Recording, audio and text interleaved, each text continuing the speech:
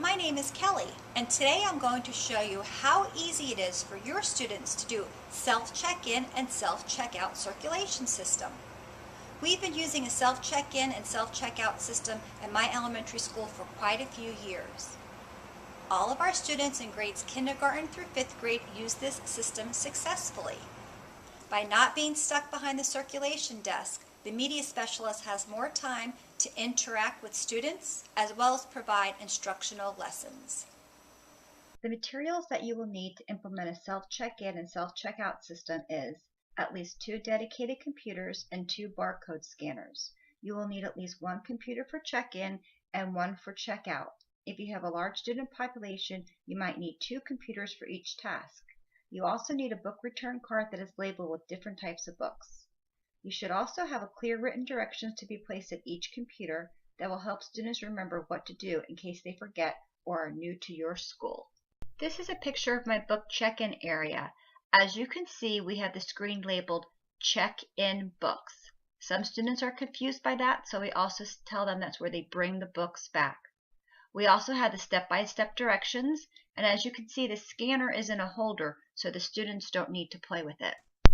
The first step is for the student to scan in each book they are returning. After they scan in the barcode, they'll check the computer screen to make sure their title has shown up. They'll scan any additional books, and again, check the screen.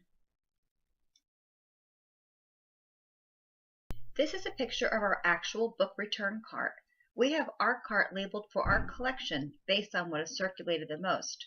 For example, we have easy, nonfiction, fiction, graphic novels, battle books, and magazines, with arrows showing the students where to place their books.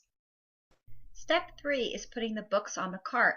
The student will look at the spine label of each book, noticing which collection they should place their book in, and then they place that book on the proper shelf. After the student successfully checks in their book, they'll take their time looking for new books that interest them. Since the media specialist is not stuck behind the circulation counter, they'll be able to help the student if they have any questions or need help finding books.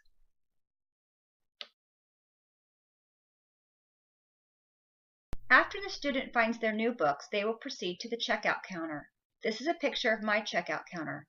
You can see the written directions, a keyboard, the scanner, and the computer monitor. Once again, we have the computer labeled with checkout or taking the books home. The 5th step in our process is for the student to put in their student number and hit enter. This is the same number they learned to key in for lunch. If the younger students don't know their number, their teacher could write it down for them. The student checks the computer to make sure their name appears on the screen, and then they go ahead and start scanning their books, double checking to make sure that the computer has recorded their book title correctly. The most important step is the last one, and the student will hit clear, making sure nobody else can check out books on their account. Bye, Mrs. Snowden. Bye, Nicholas. Have a good day. As you can see, having students be responsible for their own material check-in and check-out is very easy. We successfully have all of our students, including our ELL and ESE students, doing self-check-in and self-check-out. The most important thing to remember is to have proper signage available in case the students need to refer to it for the procedures, as well as the media specialist be available in case there are any problems. The learning curve associated with a self-check-in and self-checkout system is definitely worth the freedom the media specialist will have not being stuck behind the circulation desk. This is especially true in schools that have no media secretary or have limited volunteers or student aides. Good luck!